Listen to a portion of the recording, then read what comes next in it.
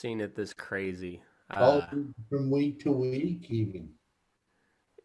Man, so yeah, I guess we'll look at some people get tuned on here, but I'm kind of I haven't paid a lick of attention to the market. I followed the stock market just briefly. Apparently, that's up or it was up. I don't know. I don't know what. That's the It went weirdest thing is you by. don't even know what the fuck to believe anymore. Oh yeah. No, it's literally week to week, day to day. Yeah. Oh, it's There's no what a time. wild time to be alive. Oh, and I'm telling you, What there's a no closing calls coming around. Like a lot of Europe, Switzerland, a lot of this, not Switzerland, but a lot of these countries locking down. And I mean, I can't tell you how dead yeah, is around even Grand Junction right now. Dead. really. Yeah. I would In the imagine. last 4 days, it's been dead. Yeah, I think that's gonna be the same way Nevada's going. There's been spike in several of the rural counties, but um, yeah, I imagine they're gonna try to lock down again and shit. I don't what I don't It's get is not as how the comfortable. stock market. Yeah, I don't know how the stock market rebounded so fast to a Biden victory. I guess they say that's supposed to signal stability, but like he wants to lock back down. You'd think the market would react negatively to that, but Well, I don't know. it's a trick. It's a trick, is what the market's playing is a trick, but they also think it's more free money. So Biden wins Yeah, more easy free money. And I think it's a big trick, but I've been wrong in that stock market for 42 years and I've been alive 35. So, yeah, I mean, yeah. Well, on a positive note, how's Loma's sales been going? hey man, it's been a lot better since the last time we talked. As far we've been getting some numbers, really good coal cow numbers, and even starting to see some bread numbers in the feeder market this last week. Jumped like 15, $20 a hundred on those lightweight calves, and anywhere from $4 to $7 a hundred on the bigger six weights. Really found a lot of optimism. A couple things.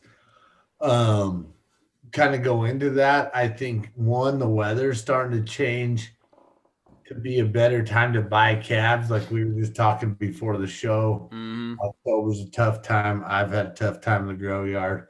Um, we've had a tough time with those fluctuations in weather. Now this weather's calmed down. People are wanting to buy calves. And you saw the futures market take a huge jump from like 125 in the feeders on the low to all the way up to now we're sitting about 141, 140 in the January feeder futures, um, like 112, 113 in the June. So we're talking about big jumps in those future market contracts, making these buys in the feeder market actually again worth the money. Brought those six weights into the 40s again, uh, five weights in the 50s and 60s, four weights, 60s and 70s. Kind of got back what we lost from that October 19th. This is kind of riding the wings of a higher corn market. That corn market really took a big jump today, up as high as $20 some day, some of the trading day, 20 cents. Um, that might not be priced in the feeder futures right now. I mean, feeder futures are rolling and going. This higher corn, we might see some weakness in that deal going forward. But we've seen these commodities all kind of take off. And the cattle have been no exception here lately. And the cash market's kind of starting to show quite a bit of legs. And this bread market really is showing. Sold some front end type of heifers, two loads of them for 1460 a head. Probably some of the better ones you'll find. I mean, I'm not saying that was a true market test on all the best heifers, but that was a good market testing of some of the best heifers. So the cattle market's showing a little bit of life. I think the grain Yeah. might hinder us a little, but we'll see going forward. Well, how much moisture do y'all get over there? Good moisture. I don't know in measurements, but I mean, the last few weeks have been good. Good. Uh, what Yeah, about you? we got about between a foot and 18 inches of snow here Sunday, and yeah, Saturday night it come in and snowed, and like it wasn't a real wet snow, but it was if you were skiing, it was a good day to go skiing. Just just slightly wet powder, Uh, just beautiful skiing. If you're into that type of deal, yeah, I'm not particularly, but it was good. We haven't had any good moisture since March or April, I believe. So it was a welcome sight. It sucks dealing with it now. It got colder in hell too, but yeah, yeah, we'll take it. We'll take it. yeah. And I mean, I think it just kind of sets the stage for going on to next year. This year's been really tough year, boy, across the board for a lot of producers out there. Um, whether it be drought, market volatility, or whatever else you name it. But I think it's one of those we always say, I mean, next year will be better. And I know that's kind of Hmm. cliche, but we're looking like it really will be. I mean, we had a Yeah. fall last year that set us up kind of for failure. And I think this fall's looking better. I know that's debatable, but Yeah. How's the coal cow market looking? As it looks like we may be headed towards some more shutdowns. you know, as it sits, like looking at the cattle market just in a glass and forgetting about the macro deal, the coal cow market has swallowed a lot of coal, a lot of cows these past couple of weeks and stayed good. I mean, we dropped down into 44, 47 cents there that 1 week. And from that week on, a good lean cow's been 49 to 52, depending on the weigh up on that cow that day. Mm. Feeding guys, cattle guys that want to feed cattle have been stepping in the market, bringing those good fleshy cows to 55 to 60, some places more. Yeah. And then there's a lot of demand. Surprising as this is, a lot, I say a lot, but there's good demand for cattle that can go into rebreeds. Yeah. Young cows coming open, 75, 80 cents on them, uh, all the way up to 95. So I love the cows. They're one of my favorite, but they've actually sustained and swallowed a lot of volume. Now, looking forward with the shutdowns, I mean, this is going to be anybody's guess. And that's why the market's offering us opportunities to market these calves right now Mm. at a good price. And a guy should be a good price is all relative. I get that, but as a good price relative to the past few weeks, and people should really take that maybe take a look at taking that opportunity because there is some volatility going forward. Not saying that turns the market lower. We could be in some sort of inflationary trade here where these commodities really pick up steam and go in the face of all this negativity that we finally have coming. But I do think it's well warranted to kind of be watching that and maybe price some of your stuff. I mean, I Yeah. don't think it's a bad time. Yeah, I think you're gonna have to really just kind of fly by the seat of your pants here for the next couple months, for sure. Because I mean, there's no end in sight as to when all this counting and recounting and litigation and electoral college and media blackout or just overall propaganda machine. Who the fuck knows when that's gonna go down? Yeah. But regardless, we're gonna have a whole new set of policies, regardless who comes out ahead. Because I would say not looking so favorable for the ag sector if Biden does end up coming through. Um, but I'd say I wouldn't expect near the same stuff on with Trump as a lame duck president either. So I don't know. There's going to be a lot of uncertainty and a lot of I would bet to venture there's going to be a lot of wild fluctuations. So get while the getting's good. I be my humble advice here for the next couple months. But Yep. And that should take your opportunities and strike. And as we look on to next year, I think we got better things coming to us next year. I think the weather could be a little better. The pattern seems to be a little friendlier.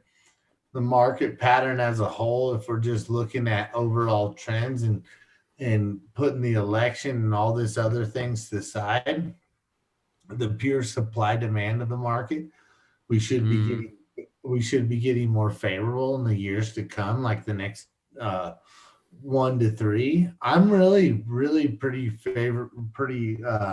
optimistic about this next year coming. But that doesn't mean the funny part is you have to have like a 2 month outlook and a 1 year outlook and a 2 year outlook, and those can all change. But the 2 month outlook is probably where I'm the most shaky on, but that doesn't mean this thing can't just rip and continue to go higher. But I think yeah, the guy still takes that opportunity, prices the cattle, uh, and goes on to the next crop. So it was yeah. looking I, bad two I weeks ago. think this would be another time where it'd be a good idea to not watch the market minute by minute Oh, and pull your hair out. Just I don't know. It's just you always it becomes a habit and whatnot. But there's like I said, there is so much shit up in the air right now that like it's hard to give any sort of good indicators of where, and not just the cattle market. Like I mean, you'll know that way better than myself, but just markets in general right now, or boy, they're they're gonna be a little bumpy for the next at least couple months, I'd say.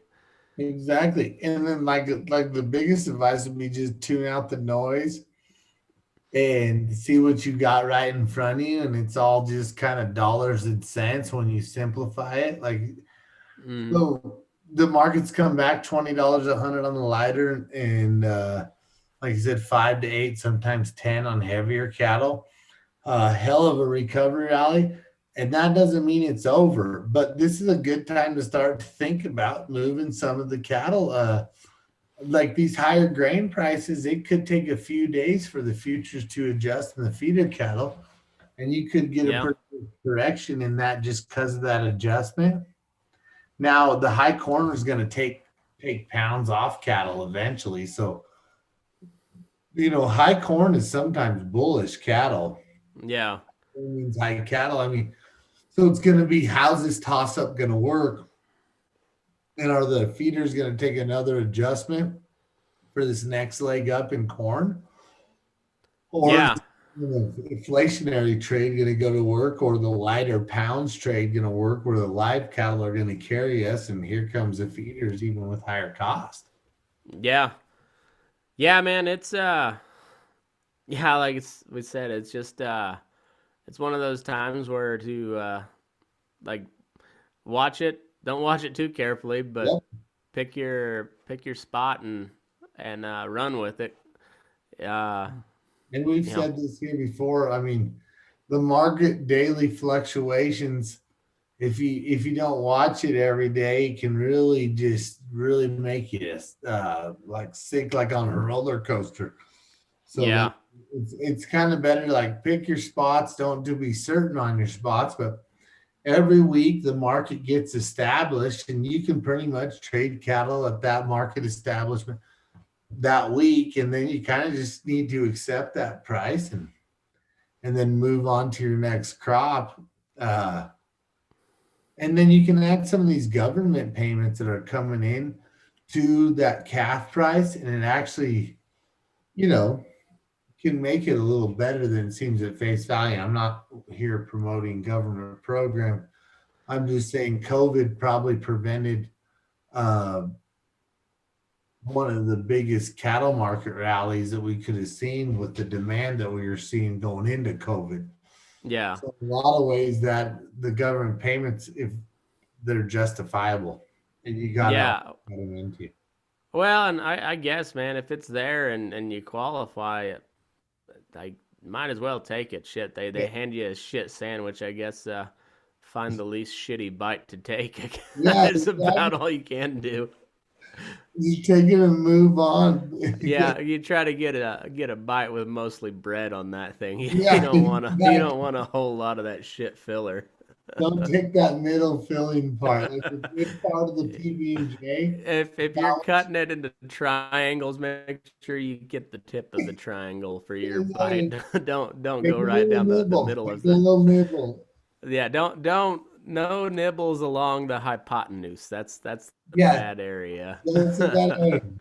That's what I mean. When you're dealt the shit sandwich, try to get the least shitty part of it. Yeah, yeah. That That's depending on your views on sandwiches, but that's a good time to be a crust guy. yeah, that's a Just good time to be a crust guy.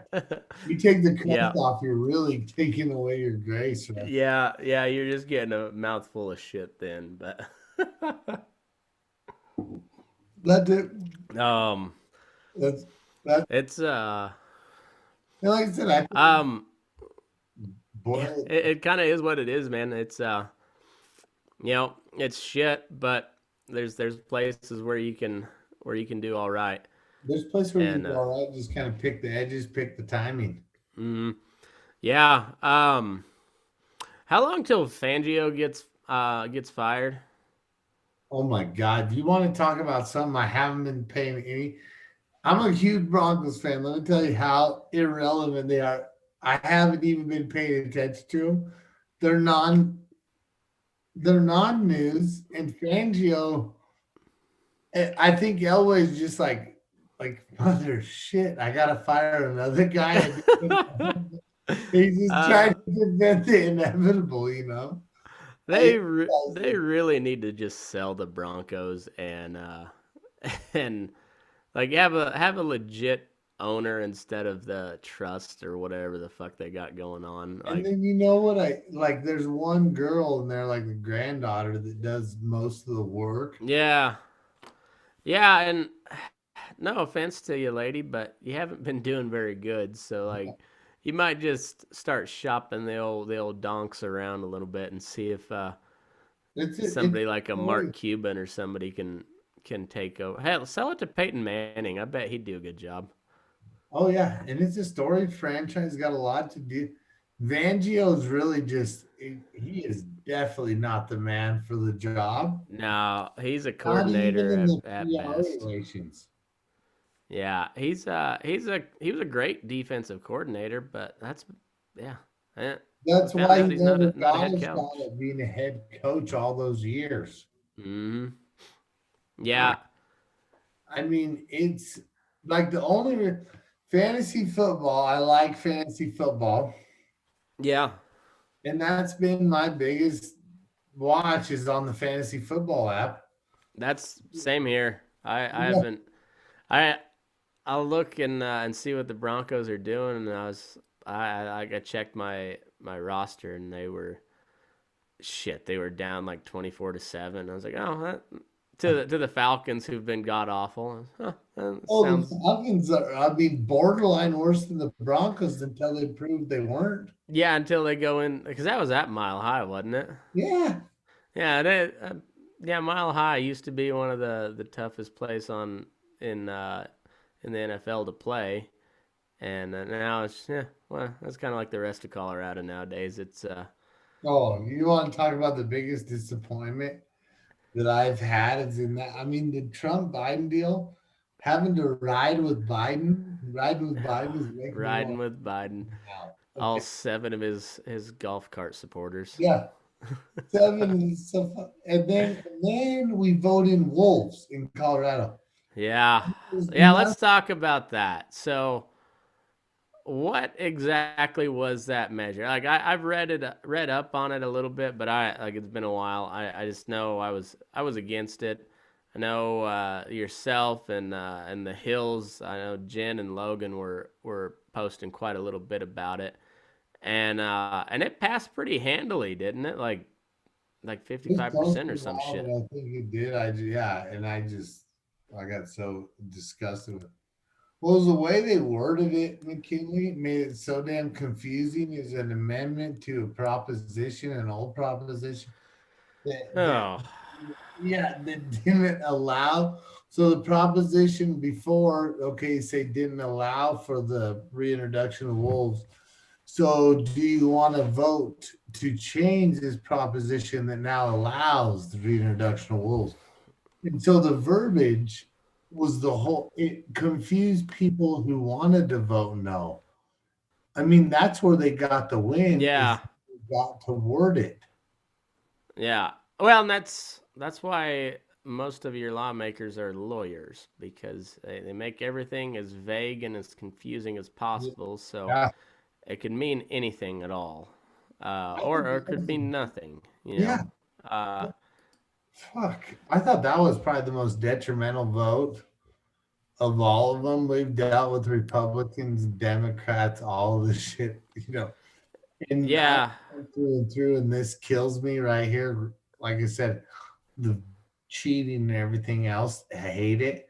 But the yeah. wolf rule is literally uh, the quickest, most painful vote that got put in. No, yeah, it's kind of on the same lines here. This was so Nevada, when they do an amendment to the Constitution, yeah, it has to go by referendum 2 elections in a row. It has to pass 2 elections in a row in order to amend the Constitution. And so in 18 was the first time it was on the ballot to transition to 50% green energy by 2035, I think is what they said. It just barely passed in 18, and then it went ahead and it passed again. So yeah, that'll be written into the Nevada Constitution. So we're well on our way to California. Uh, Well, we're going to connect this all. California, yeah, Utah's going to be the only break. That's why a lot of the money's moving there. Utah's gonna make so much money because they're gonna be the only state in the western U.S. that's still running on coal-fired power plants, and they're gonna be supplying the power to Nevada, California, and Colorado. Yeah, exactly. They're going to make the most money ever. And good for them because I'm so fucking mad at these guys. As if the Mormons needed more money. Yeah. It must be like stealing candy from a baby for them. I know it. Joseph Smith is just like laughing in his grave right now, or on his planet, or whatever it is they It is believe. fucking ridiculous. Colorado's never been a bigger disappointment to me. Uh yeah. I forget. I think I texted Aaron. I just said Colorado's dead. It is. Uh it's and that the bad thing about that, like especially that wolf referendum, it passed in like 4 counties. There's 64 counties in Colorado. I think that measure passed in 4 counties.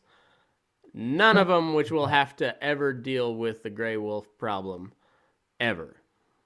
They thought the gray wolf is like their dog Jackie, Yeah, out in the back that likes to play fetch and eat the yeah, leftovers. yeah. Not a 120 pound straight up fucking killer.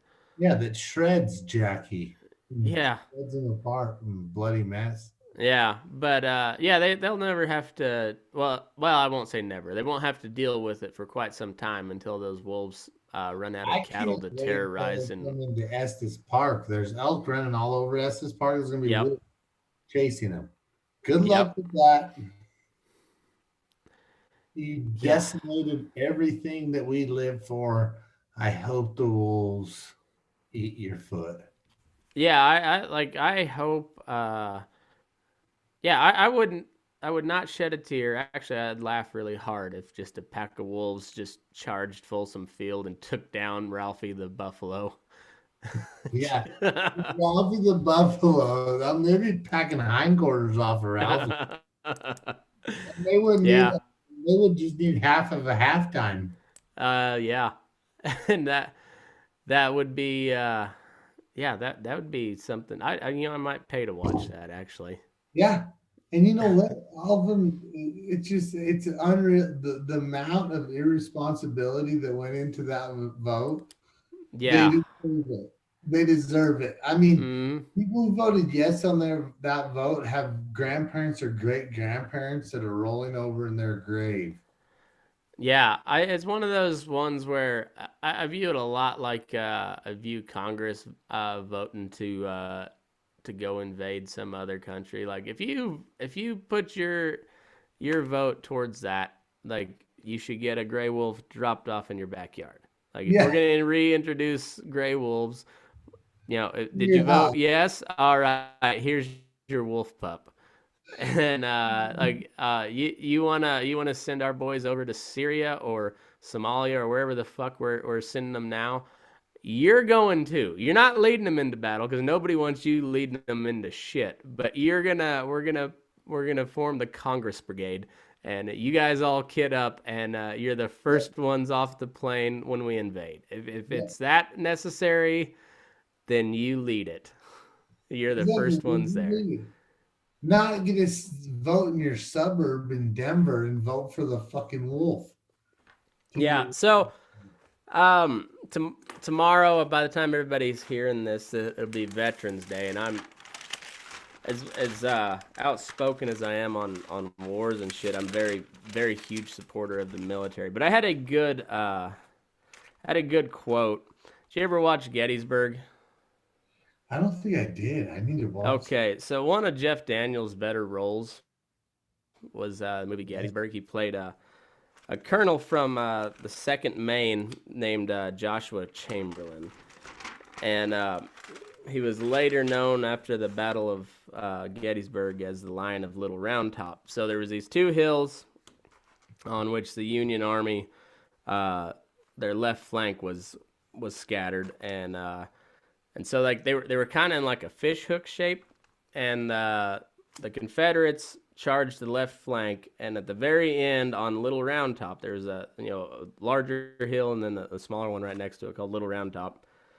And the 20th Maine Division was right at the end. They were the end of the Union line, and I forget which unit, but it's out of Alabama. Charged this position like 3 or 4 times, and basically folded the 20th Maine almost on top of itself. Like they almost broke several times. They were running out of ammunition and shit, and so they ended up doing a downhill bayonet charge on the Confederates. Ended up capturing a whole bunch of people, and anyway, that was one of the standout moments of the Battle of Gettysburg. But the guy that led it was named Joshua Chamberlain, and he was a professor of rhetoric up in Maine.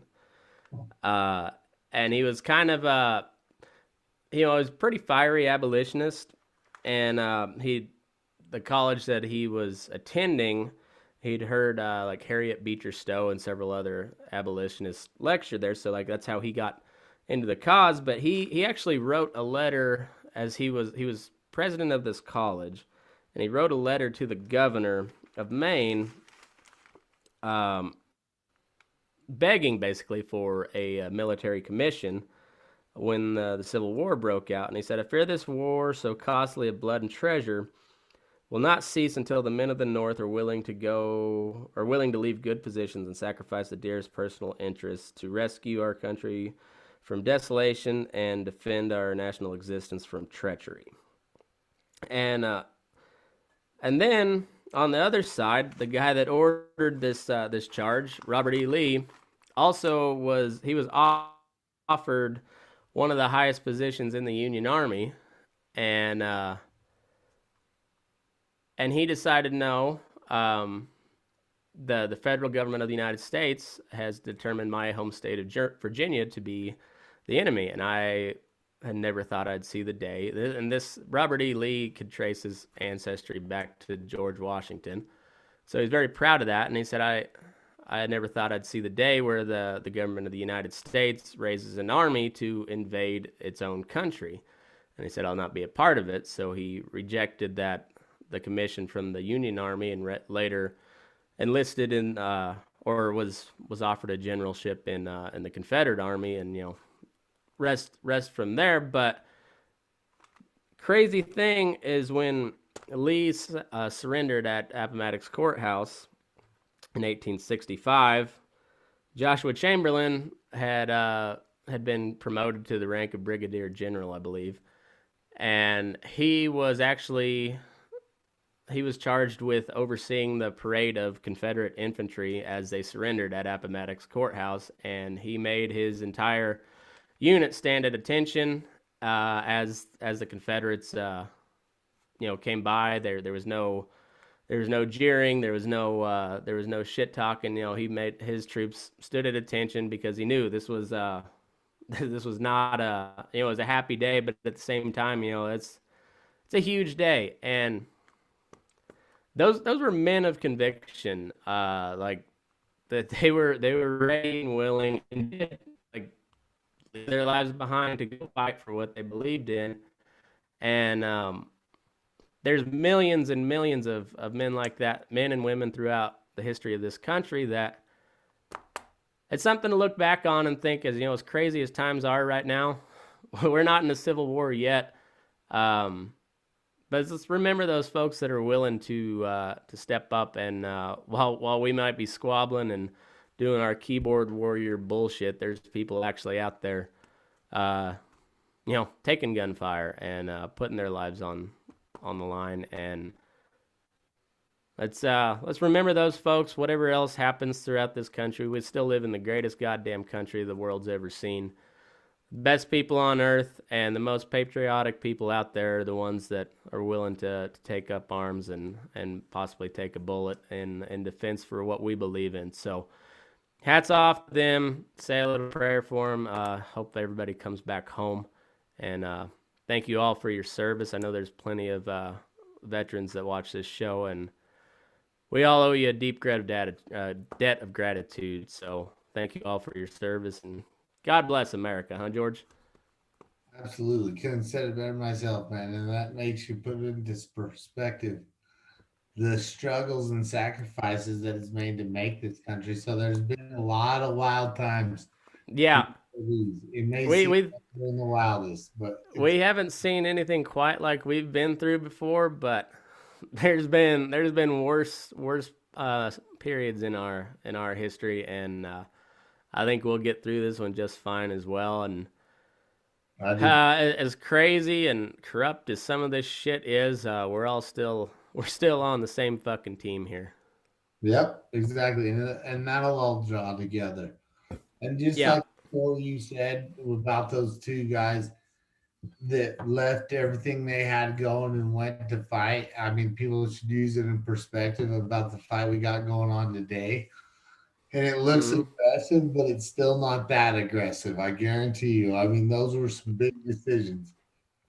Yeah, and for sure, and there's times where like put your money where your mouth is. I'm not saying go take up arms against your neighbor, but like on certain cases like this, like the Wolf case, Yeah, you know, just because the rest of the state voted it into law, what's legal is not always right, and what's right's not always legal. So um, there's time to stand up and actually you know voice your opinion rather than just chattering away and picking a fight on Facebook. Like go do yeah. something about it. Go do, yeah. Challenge it, something, and and start educating people as to why it's a bad idea. And it's and I don't know if it'll work, but it beats the hell out of Nothing. just sitting back and being pissed about it. So call your representatives and let them know you're not happy about it, especially if they were in favor of something that that got passed through that you were not in favor of. Let them know there's a reason why you're pissed off, and they may hear it, they may not, but they'll never hear it if you don't voice your opinion on somewhere besides Facebook. Yeah, exactly. Take the step, take a stand. And like I said, we're in a unique time, but in the same ways, it's not unique. There's been a lot of struggles that made this country, and this is just part of the struggles that we're going through to make our step of it. So, Yeah, and I'd say as a reminder that there is no certified result of the election, and this democratic process that we have. I know we're not a democracy; we're a republic, but we use a democratic process to elect our representatives. So in a way, we are a democracy, and it's not always pretty, as we're as we're seeing right now. It's far from pretty. It is far from pretty, but um, I think we've got some good fail safes in place. the I system, may not be happy with the results of the election, but I have faith that it'll play out like it's supposed to, and I don't know. how did you? It's the The world keeps spinning. world keeps spinning. We go on living, and like cattle market's getting a little higher right now. I mean, so Yeah, that's just go on yeah. with what's in front of your face, and that's what it is. And so, Well, and we got a little bit of of a kind of a catch your breath before we go into cabin season, and everybody knows cabin season's a real bitch, but it's a pretty damn cool part of time. A lot of I new love life, new that. beginnings. It's a lot of hard work, but it's It ain't worth it it. if it's not hard work. Yep, that's exactly right. Yeah, shit. I don't know where America's headed, but I know that cows still got to eat in the morning, and Yep. that's I was sticking to. yeah, yeah. We'll take care of our cows. We'll try to tell you how the hell the market's Yeah. acting, and the rest of the shit will work Give itself yourself out, I guess. any questions? And dang sure if you want to market some cattle, give me a call. I Oh need yeah, I need the business. yeah. Best sale barn in North America. It's got Best goddamn sale barn in North America. If you're not selling your cattle there, you better be. yeah. Come Loma on. Give us Livestock. consideration here at the double L. Sell well at the double L. Yeah. Give them a holler. 970-858-9988. Anytime. Dare not. All right. Well, what's the sale looking like on Friday? The Friday we probably have 500 or 600 weight cows. Maybe even a little bit more. And then Monday we're looking like that 1,500 feeders. And then of course the Diamond Peak Elite female sale is a Saturday, November 21st. Really looking forward to that. So if you're looking for some bred cattle, that's going to be the spot to be. Pap tested elevation females coming from a real good program. And so if you're feeling optimistic about the next 3 years, like I am, good time to join the cause. Heck yeah. Well, that's awesome. You guys go make sure you go check out lomalivestock.com. Go give them a follow on Facebook and Instagram. And yeah, we'll try to be here next week again and try Yes, to next sort week, through guys. all. Yeah, we'll sort through all the bullshit. And until then, sign us off, Georgie. Ah, you bastards were burning daylight. I'm gonna go to bed too because I'm tired. So I'll see All right, man. Well, good visiting with you. Thanks everybody